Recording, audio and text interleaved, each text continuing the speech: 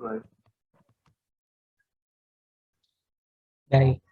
Assalamualaikum warahmatullahi wabarakatuh. Perkenalkan kami dari kelompok 9. Izin mempresentasikan hasil diskusi kelompok kami dengan judul Analisis Dampak Pembangunan Infrastruktur Irigasi Pertanian terhadap Usaha Tani Padi Sawah di Indonesia. Anggota kelompok 9 terdiri dari saya sendiri yaitu Surya Dwi Arifin dan juga Aditya Handoyo Putra. Next. Kemudian kita masuk ke latar belakang. Pembangunan ekonomi merupakan suatu hal yang wajib dilakukan oleh suatu negara, sebab pembangunan ekonomi itu mencerminkan adanya peningkatan kesejahteraan masyarakat serta perbaikan taraf hidup masyarakat. Salah satu indikator yang digunakan untuk melihat adanya keberhasilan dalam pembangunan ekonomi pada suatu wilayah, yaitu berupa adanya pertumbuhan ekonomi. Nah, sektor pertanian ini merupakan salah satu sektor yang memegang peranan penting bagi pertumbuhan perekonomian di Indonesia, terlihat dari kontribusi sektor pertanian terhadap produk domestik bruto Indonesia, yaitu sebesar 13,7% dari total keseluruhan. Yang kedua, serapan tenaga kerja sektor juga mengindikasikan pentingnya sektor pertanian terhadap perekonomian Indonesia, yaitu sebesar rata-rata 30% dari total tenaga kerja itu diserap oleh sektor pertanian, itu berdasarkan 6 tahun terakhir, yaitu dari tahun 2016 hingga tahun 2021. Akan tetapi, hal berbeda terjadi pada pertumbuhan sektor pertanian. Sektor pertanian itu terus mengalami penurunan setiap tahunnya. Salah satu penyebab turunnya pertumbuhan sektor pertanian karena adanya keterbatasan infrastruktur pertanian. Hal tersebut membuat pemerintah mengeluarkan berbagai kebijakan yang berkaitan dengan pembangunan infrastruktur pertanian di Indonesia.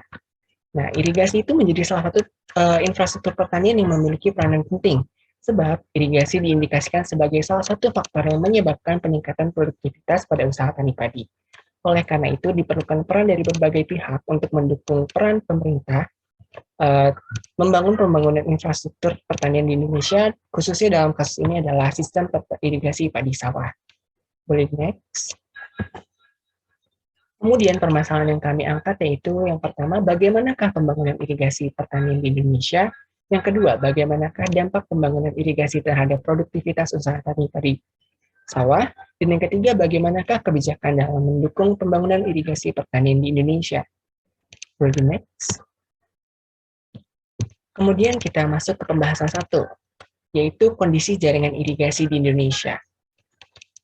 Nah, total luas area irigasi permukaan di Indonesia itu sekitar 7,15 juta hektar, dengan komposisi 33% dikelola oleh pemerintah pusat dan 67% dikelola oleh pemerintah daerah, dengan rincian 51% dikelola oleh pemerintah kabupaten dan kota, dan 16% sisanya dikelola oleh pemerintah provinsi. Kemudian kondisi irigasi permukaan di Indonesia itu sekitar 46% dari total luasan irigasi permukaan di Indonesia mengalami kerusakan. Kerusakan terbesar itu terjadi pada irigasi yang menjadi tanggung jawab pemerintah daerah. Setidaknya ada 50% irigasi yang menjadi tanggung jawab pemerintah daerah mengalami kerusakan. Akan tetapi pada sisi yang lain, pembangunan irigasi baru dan perbaikan irigasi yang lama menjadi hal yang sangat sulit untuk dilakukan. Hal tersebut disebabkan oleh beberapa hal. Salah satunya adalah karena keterbatasan lahan yang dimiliki oleh para petani. Kemudian untuk pembahasan selanjutnya akan dibawakan oleh rekan saya, Aditya Handoyo Putra. Kepada Adit, dipersilakan. Baik, pembahasan selanjutnya masih dalam pembahasan satu, yaitu kondisi jaringan irigasi di Indonesia, yaitu terkait pembangunan irigasi baru dan rehabilitasi irigasi yang rusak yang telah dicapai sampai dengan tahun 2014. Antara lain, yang pertama, pembangunan jaringan irigasi permukaan sebanyak 429.700 hektar, pembangunan jaringan irigasi rawa dan jaringan irigasi air tanah sebanyak 216.400 hektar.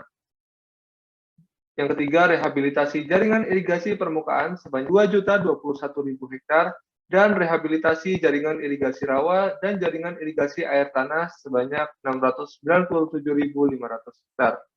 Berdasarkan rencana strategis Direktorat Jenderal Sumber Daya Air terkait sebaran pembangunan dan rehabilitasi irigasi menurut pulau tahun 2014 sampai 2019 dari Pulau Sumatera, Jawa, Kalimantan, Nusa Tenggara, Sulawesi, Maluku, Papua dapat dilihat terkait pembangunan dan rehabilitasinya dalam data dari BPS berikut ini. Selanjutnya yaitu dampak pembangunan irigasi pertanian terhadap produktivitas padi sawah di Indonesia. Yang pertama yaitu dari peningkatan intensitas penanamannya, yang semula hanya mengandalkan dari tada hujannya selama 1 kali setahun menjadi 2 kali per tahunnya, di mana di musim kemarau dapat ditanam menggunakan aliran irigasi tersebut.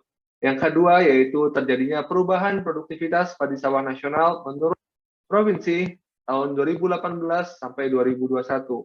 Nah, di sini disimpulkan terjadi peningkatan perubahan produktivitas dari tahun 2019 sampai dengan tahun 2021, yang mana tadi kita lihat berdasarkan rencana strategis Direktur Jenderal Sumber Daya Air, di mana terjadi peningkatan baik itu pembangunan maupun rehabilitasi di tahun 2014 hingga 2019, yang dampak secara nyatanya kita rasakan dari perubahan tahun 2019 hingga 2021 ini.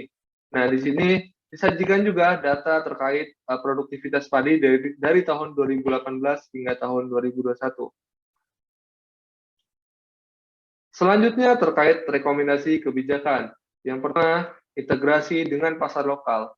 Petani yang umumnya tinggal di perdesaan, di mana perdesaan memiliki kearifan lokal sendiri, yang mana dari kearifan lokal tersebut dapat digunakan sebagai sarana untuk mengintegrasikan begitu terkait aplikasi dari irigasi itu sendiri dengan adanya prinsip kepercayaan dan juga norma serta asas keadilan dalam pembagian air, sehingga masyarakat desa dapat bertanggung jawab secara individu maupun secara kolektif terkait pengelolaan irigasi tersebut.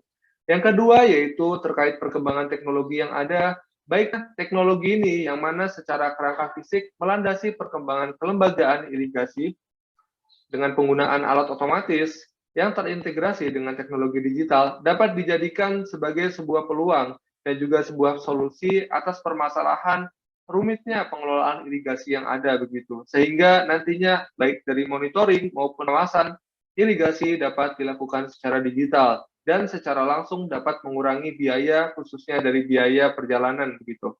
Nah, kemudian yang ketiga yaitu melibatkan pihak swasta.